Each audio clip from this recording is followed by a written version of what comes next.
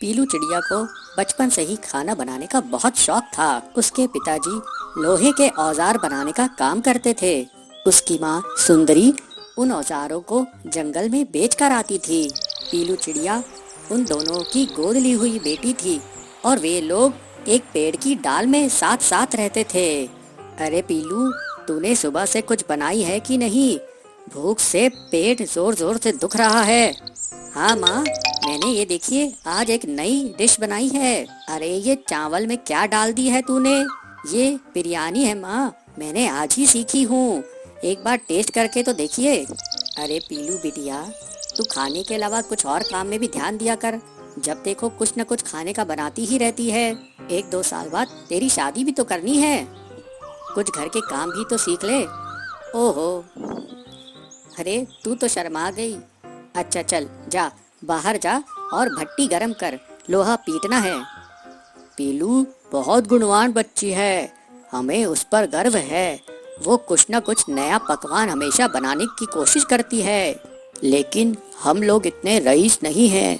अगर रोज रोज इतनी महंगी खाने की चीजें बनेंगी तो पैसे कैसे बचेंगे? चिंता क्यों करते हो जी? बच्ची का भाग्य है, उसके भाग्य में जो होगा वो उसे भगवान जरूर देंगे। मेरे बस की बात होती तो उसे 10वीं कराकर घर में नहीं बैठाता और आगे पढ़ाता। वैसे हमारी पीलू जिस घर में भी जाएगी उस घर को बहुत खुश रखेगी। बस एक अच्छा सा लड़का मिल जाए उसके लिए। अरे हम गरीब लोग हैं, गरीब पेड़ में रहते हैं, गरीब घोंसले में रहते हैं। लड़का भी तो ऐसा ही देखना पड़ेगा ना। जब भी पीलू चिड़िया की माँ की तबीयत खराब हो जाती थी तो पीलू चिड़िया पेड़ की एक डंगाल पर औजारों को बेचने बैठ जाती थी। एक दिन उसे वहाँ भोलू मिला। भोलू उससे कहता है, अरे पीलू, तुम यहाँ क्या कर रही हो? मैं ये मेरे पापा द्वारा बनाए गए औजार यहाँ पर बेच रही हूँ। ये औजार क्यों बेच रही हो? ये हमारा पेशा है भोलू। तुम तो पढ़ने में इतनी अच्छी थी, फिर ये काम क्यों कर रही हो? मेरे पिताजी ने मुझे 10वीं पढ़ा दिए, वही हमारे लिए बड़ी बात है। वैसे भी लड़कियों की उतनी पढ़ाई कहाँ होती है, यही तो हमारी समस्या है। लड़कियों को ज़्यादा पढ़ाते नहीं हैं। खैर ये बताओ तुम रहती कहाँ हो? यहीं पास में ही हमारा घोंसला है। वैसे तुम्हें किस बात का शौक है? मुझे खाना बनाने का बहुत शौक है। अरे तो तुम आलू के पराठे, पिज्जा, बिरयानी, जो भी तुम्हें खाना बनाना आता है वो बना कर बेचो। ये औजार क्यों बना के बेच रही हो? औजार के काम से तुम ज्यादा कमाने लगोगी। पीलू चिड़िया ये सुनकर बहुत खुश हो जाती है। कुछ दिन बाद जंगल में एक तूफान आता है। पीलू चिड़िया के पिताजी उस तूफान में फंस जाते हैं और उनकी जान बाल बाल बचती है। लेकिन इस तूफान की चपेट में आने के कारण उनका आधा शरीर काम करना बंद कर देता है। उनकी पत्नी सुंदरी सोचती है कि कैसे अब आगे घर चलेगा। सुंदरी कहती है, आप चिंता मत कीजिए जी, हम आपको अच्छे डॉक्टर को दिखाएंगे। अरे लेकिन पैसा कहाँ से आएगा? पीलू की शादी भी तो करनी है। पीलू इस बात को सुनकर बहुत दुखी हुई और वो अपने पिताजी के पास आकर बोली, पिताजी आप चिंता मत कीजिए, मैं हूँ ना, मैं और मेहनत करूँगी और मैं और माँ कोई न कोई रास्ता जरूर निकाल लेंगे। पीलू की बात सुनकर उसके पिताजी कहते हैं, अरे बेटा तू इतनी छोटी है, तू क्या क्या करेगी? पीलू कहती है, पिताजी जब तक पिताजी आप ठीक नहीं हो जाते मैं घर के बाहर आलू के पराठे, पिज्जा बनाकर बेचा करूँगी। अरे पीलू ये काम करोगी तो लोग क्या कहेंगे? पीलू समझदारी से जवाब देती है, पिताजी जब मैं जंगल में औजार बेचती हूँ तब क्या कोई कुछ कहता है? हाँ में हाँ मिलाते हैं। अगले दिन पीलू भट्टी पर पिज्जा बनाती है और अपने माँ पिताजी को कहती है, माँ पिताजी ये पिज्जा एक बार खा के देखिए कैसा बना है। पीलू के माँ और पिताजी उस पिज्जा को खाते हैं। पीलू चिड़िया की तारीफ करते हैं, अरे वाह ये तो बहुत स्वादिष्ट लग रहा है, हमने तो ऐसा कभी कुछ नहीं खाया था, अब मैं यही काम करूँगी। पीलू की माँ कहती है, लेकिन ये सब तेरे दिमाग में आया कहाँ से?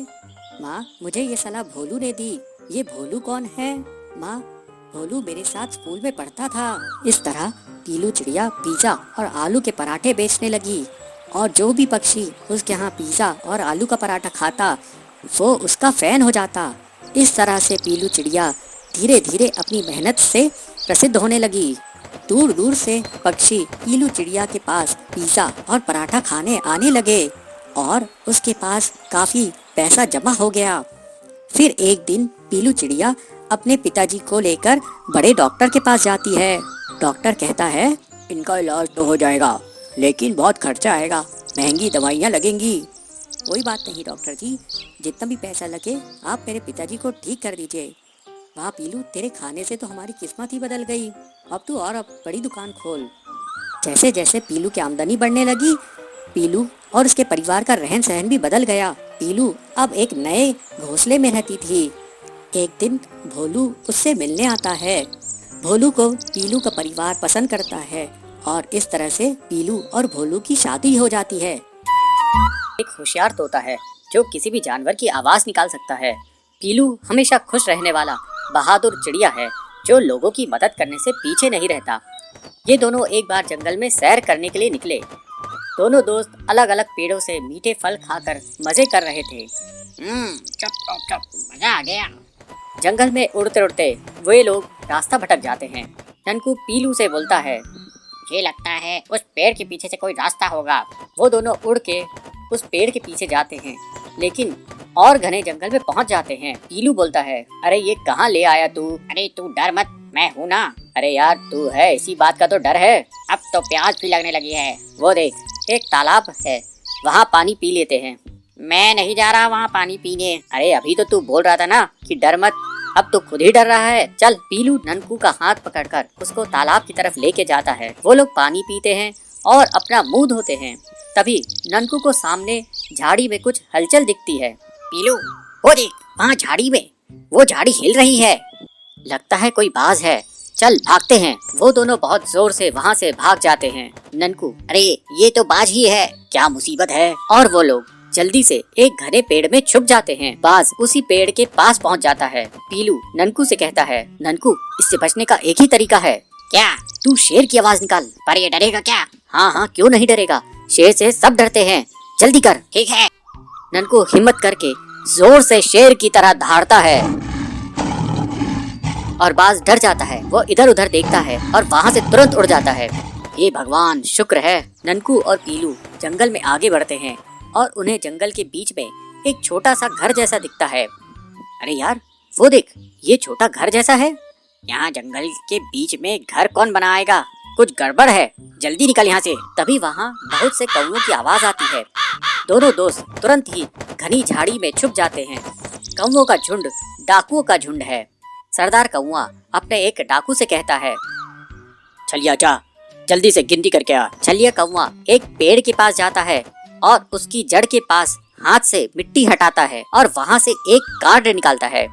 वो कार्ड उस छोटे से घर में बने एक खांचे में डालता है और उस घर का दरवाजा खुल जाता है। छलिया अंदर जाता है।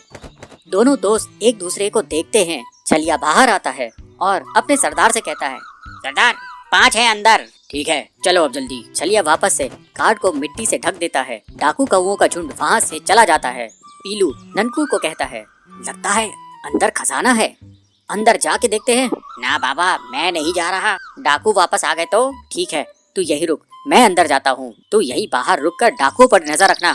ठीक है। पीलू कार्ड खांचे में डालता है और दरवाजा खुल जाता है और वो अंदर चला जाता है। ननकू कार्ड को निकालकर फिर से मिट्टी से ढक देता है और जल्दी से छुप जाता है। घर के अंदर पीलू को कुछ नहीं मिलता, लेकिन एक सीढ़ी जमीन से नीचे जाते दिखाई देती है। ये सीढ़ी। पीलू सीढ़ी से नीचे पहुंचता है और देखता है कि वहाँ बहुत सारी चिड़ियाएं सुरंग खोद रही हैं। वो सब बहुत दुखी हैं और डरी हुई हैं। उनमें से एक मजदूर चिड़िया उसे देख लेता है। ओह डाकू, आप फिर से आ गए। मैं डाकू नहीं हूँ, पर आप लोग यहाँ क्या कर रहे हो? हम लोग यहाँ डाकुओं के लिए सुरंग खोद रहे हैं जो सीधे राजा के खजाने की तरफ जाएगी। ओह, मैं आप सबको यहाँ से निकालूंगा। डाकू बहुत खतरनाक है, वो हम सबको मार देंगे। तभी बाहर डाकू वापस आ जाते हैं। ये देखकर ननकू घबरा जाता है।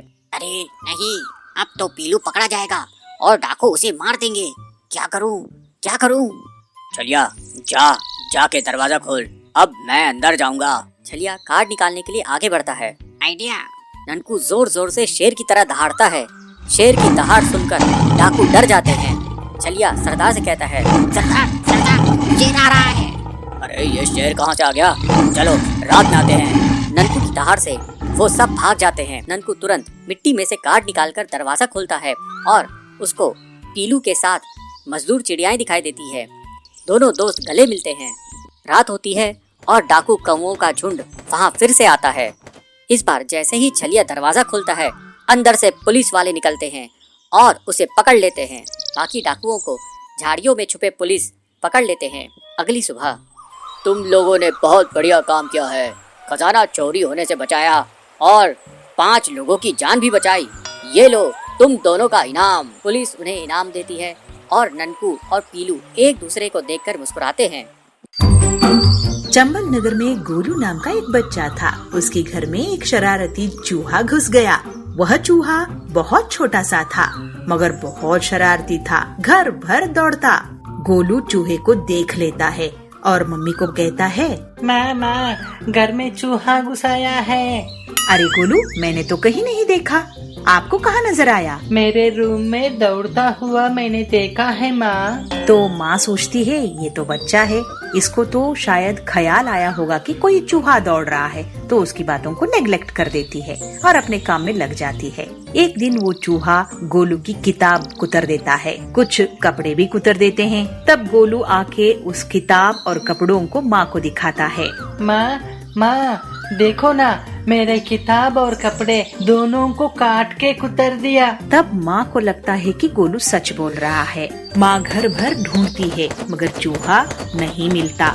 चतुर चूहा गोलू की बिस्तर के नीचे जाके छुप जाता है। अब चूहे की नजर पड़ी गोलू की माँ की खाने पे। गोलू की माँ जो खाना बनाती और बिना ढके रख देती, वह चूहा उसे भी चट कर जाता था। चूहा खा पीकर बड़ा हो गया। गोलू की मम्मी किचन में आती है और देखती है, अरे मैंने तो इसको ढका था। शायद लगता है मैं भूल गई, इसीलिए इस चूहे ने ना नाक में दम कर रखा है। ये पूरा खाना फेंकना पड़ेगा।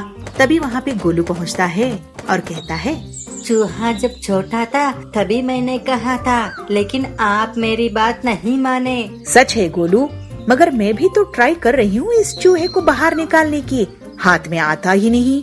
पता नहीं घर कहाँ बनाया है। इनकी बातों को चुपचाप सुनते हुए चूहा हंसता है और अपना घर, जो कि गोलू की बिस्तर के नीचे है, वहाँ पे जाके फिर से छुप जाता है। एक दिन गोलू की मम्मी ने एक बोतल में शरबत बनाकर रखा। शरारती चूहे की नजर बोतल पर पड़ गई।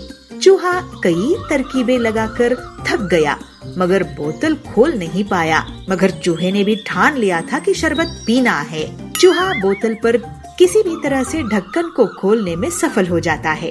अब उसमें मुंह घुसाने के लिए कोशिश करता है। बोतल का मुंह छोटा था, मुंह नहीं घुस पा रहा था। फिर चूहे को एक आइडिया आया। उसने अपनी पूंछ बोतल में डाली। पूंछ शरबत में गीली हो गई तो पूंछ को बाहर निकाल के उसे चाट चाट कर चूहे की पेट भर गया। जैसे चूहा अपनी पूंछ को चाट चाट के मजे ले रहा था, तभी किचन में गोलू की माँ पहुँच जाती है और गोलू को इशारे से बुलाती है, गोलू इधर आओ, देखो चूहा क्या कर रहा है।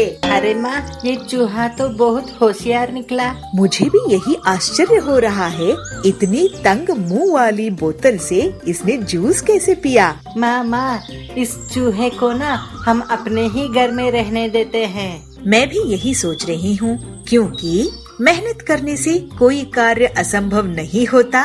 ये नैतिक शिक्षा इस चूहे ने मुझे दिखाया। तो फिर माँ, इसके लिए एक पिंजरा खरीदे। माँ और गोलू दोनों बाजार जाके चूहे के लिए एक सुंदर सा पिंजरा लेके आते हैं और उसको अपने घर में पालते हैं।